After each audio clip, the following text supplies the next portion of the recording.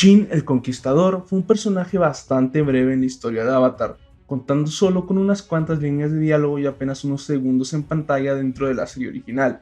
Sin embargo, a través del lore expandido mediante el juego de rol Avatar Legends y de las novelas de Kyoshi como El ascenso de Kyoshi, se nos ofrece más información sobre este personaje y sus motivaciones. Aunque a pesar de que se nos ofrece nueva información, la verdad es que el pasado de este personaje sigue siendo en gran parte desconocido. Pero sorprendentemente y a pesar de la poca información que se tiene de este personaje, ha llamado la atención de muchos espectadores y bastantes de mis suscriptores, así que he decidido crear este análisis de su lore. Para comenzar, en la serie original se presenta a Jin desde dos diferentes perspectivas, es decir, dos puntos de vista que se contradicen entre ellos. Uno de estos puntos de vista es el de un líder glorioso que era alabado por su pueblo, encarnado entre los habitantes de la aldea fundada en el lugar de su muerte, mientras que la otra visión de este hombre era de que solamente era un tirano cruel y ambicioso que merecía su destino, todo por su extrema arrogancia. Esto dicho por el avatar Kyoshi. Pero ¿cómo llegó Jin a convertirse en un señor de la guerra que casi logró centralizar al reino tierra cientos de años antes que Kuvira? Para ello debo decirles que, según el antiguo sitio oficial de Avatar, se revela que antes de comenzar su revuelta, Jin se desempeñaba como líder de una aldea desconocida dentro del Reino Tierra. Es decir, que antes de iniciar sus conquistas, Jin era un simple funcionario local. Ahora seguro les han llegado más dudas a la cabeza, como por ejemplo, ¿cómo es posible que un simple líder local lograse casi unificar a un reino tan dividido?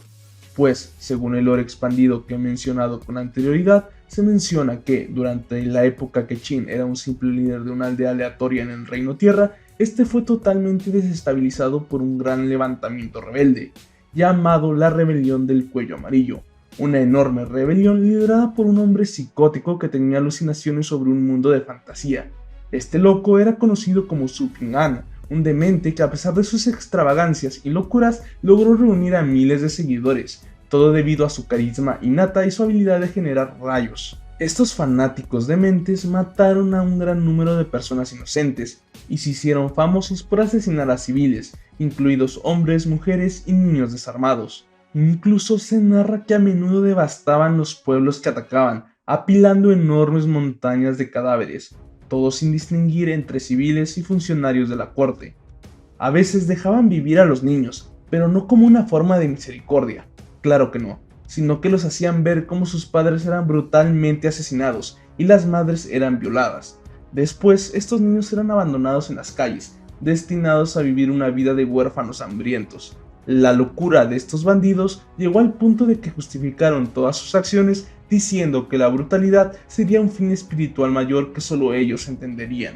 Es en todo este contexto caótico que entraría de nuevo Jin, que en ese momento era un líder de una aldea que intentaba proteger a sus habitantes. Con los saqueos y masacres de estos maniáticos, es de suponer que Jin buscara auxilio y ayuda dentro de los muros de Ba Sing Se, donde gobernaba el 46º Rey Tierra.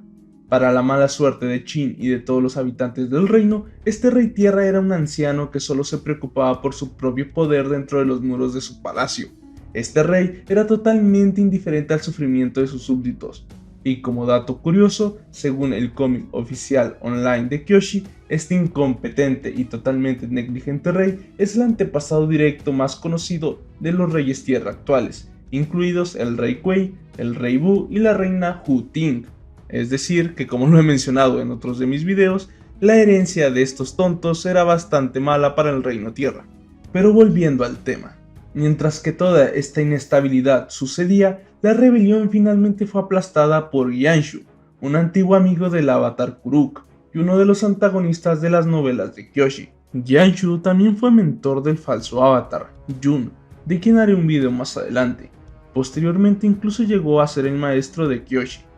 Pero bueno, volviendo al tema, Yanshu aplastó la rebelión y encarceló a su líder rebelde. Sin embargo, este lunático intentó escapar al poco tiempo, pero a pesar de esto, Kyoshi estaba ahí para detenerlo, logrando asesinarle, y así exterminando totalmente la rebelión del Cuello Amarillo. Es con esta victoria sobre los rebeldes que Yanshu se convirtió rápidamente en el gobernante en la sombra de todo el Reino Tierra, convirtiendo al Rey Tierra en un mero títere. Sin embargo, A pesar de que Yanshu trajo cierta estabilidad al reino y lo centralizó de forma eficaz, sus reformas fueron detenidas cuando este murió debido a las intrigas y conflictos que mantenía con el avatar Kyoshi y el falso avatar Jun, que de nuevo explicaré esto más detalladamente en el lore de ellos dos en un próximo video. Bueno, Yanshu terminó siendo asesinado por este último, es decir, el falso avatar Jun. Con su muerte, el Reino Tierra de nuevo cayó en la inestabilidad, debido a que no había nadie competente a cargo, siendo Kyoshi la única con capacidad de unificar al Reino Tierra.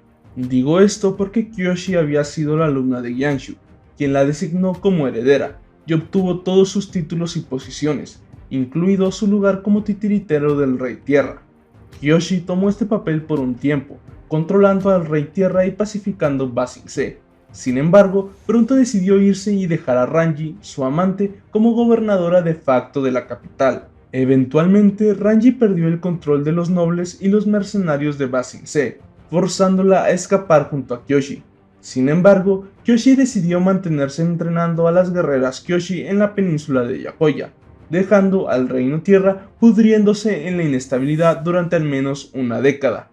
Es en este periodo que Qin, antiguo jefe de una aldea humilde, decidió tomar el asunto en sus propias manos y unificar a la nación, haciéndose conocido como Qin el Conquistador. Qin logró tomar por completo casi todo el continente, con la excepción de Ba Sing Se y el territorio donde se encontraba Kyoshi. Este, consciente de que el Rey Tierra no era una amenaza seria, decidió ir a conquistar la tierra gobernada por el Avatar. Luego, como todos sabemos, Qin fue derrotado y la isla de Kyoshi se separó definitivamente del continente.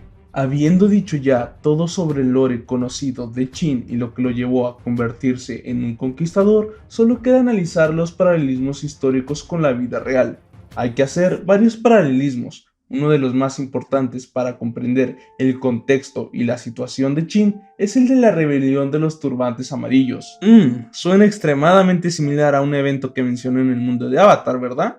Pues bueno, este fue uno de los levantamientos campesinos más famosos en la historia de la China imperial, provocando millones de muertos y una inestabilidad sin fin, siendo uno de los causantes del debilitamiento y caída de la famosísima dinastía Han, un periodo de enorme estabilidad y edad de oro para China. Es en esta rebelión, sorprendentemente similar en nombre a la que sucedió en el universo de Avatar, que un fanático religioso llamado Shan Yue, que creía estar guiado por fuerzas superiores, masacró a millones de civiles, logrando poner fin a décadas de estabilidad y gloria de la dinastía Han. Una dinastía con cientos de años de antigüedad y que tuvo increíbles aportaciones a la historia cultural de este país. Esta rebelión, obviamente solo por el nombre, se puede ver claramente que fue la inspiración para el periodo de inestabilidad que devastaba al Reino Tierra en el momento en que Qin era líder de su aldea. Ahora, en cuanto a paralelismos históricos del propio Qin, hay dos fuentes de inspiración para la creación de este personaje. Una es la del primer emperador de China, un gran líder militar que unificó a todos los estados en guerra, Qin Shi Huang, pero hay otra que según mi investigación es más acorde al personaje. Estoy hablando de Dong Zhuo, un señor de guerra ambicioso y cruel que destronó a uno de los últimos emperadores de la dinastía Han, convirtiendo a un niño en un emperador títere, y finalmente muriendo debido a su arrogancia. Dong Zhuo fue uno de los más poderosos líderes militares en la China imperial, y que debido a la corrupción de la corte y la toma de poder por parte de unos eunucos, decidió asaltar la capital de China, que en ese entonces era Luoyang, masacrando a los eunucos y centralizando todo el poder. Seguramente algunos se estarán preguntando por qué digo que este personaje fue más inspiración para Qin que Qin Shi Huang. Pues en realidad la respuesta es bastante sencilla de explicar. Mientras que Qin Shi Huang se convirtió en emperador, Dong Zhuo nunca lo hizo, más bien era el titiritero que manejaba a un niño emperador. Qin, el conquistador, realmente nunca logró destronar al Rey Tierra, por lo que nunca se convirtió en rey, siendo más parecido a Dong Zhuo. Además hay que tener muy presente que, al menos de nombre o en papel, el Reino Tierra ya estaba unificado desde hace siglos, siendo el primer Rey Tierra el que unificó a todo el continente. Sin embargo, sabemos que estaba muy descentralizado y había muchos líderes locales, por lo que Qin era más parecido a Dong Zhuo, que intentaba centralizar el poder en un estado muy dividido y descentralizado, mientras que Qin Shi Huang unificó por primera vez a toda China, siendo bastante diferente la situación y el contexto. Por otro lado, hay un dato bastante evidente: la rebelión de los turbantes amarillos y la rebelión del cuello amarillo. La rebelión de los turbantes amarillos fue en el mismo periodo en que Don Shu comenzó a acumular poder y decidiera tomar el control del reino, al igual que Qin lo hizo después de la rebelión del cuello amarillo. Es obvio que la rebelión del mundo de Avatar estuvo completamente basada en el hecho real que sucedió en la China imperial, es decir, la de los turbantes amarillos. Por lo tanto, Qin estuvo presente en la rebelión del cuello amarillo, mientras que Don Shu estuvo presente en la rebelión de los turbantes amarillos. Además de que ambos murieron de una forma bastante arrogante, Don Shu siendo asesinado por confiar demasiado en las personas equivocadas, y Qin por su temerario acto de enfrentar al Avatar. Con todos estos paralelismos, finalmente ha llegado la hora de decir adiós, pero como siempre, antes de eso me gustaría dar las gracias a mis nuevos suscriptores. Hemos logrado alcanzar los 870 seguidores y muy pronto lograremos llegar a los 1000. Realmente estoy muy sorprendido por esto y estoy muy agradecido. De nuevo, espero que sigan dando likes, se suscriban y sigan comentando para que tengamos más exposición y finalmente lograr esta meta. Muchas gracias y hasta luego.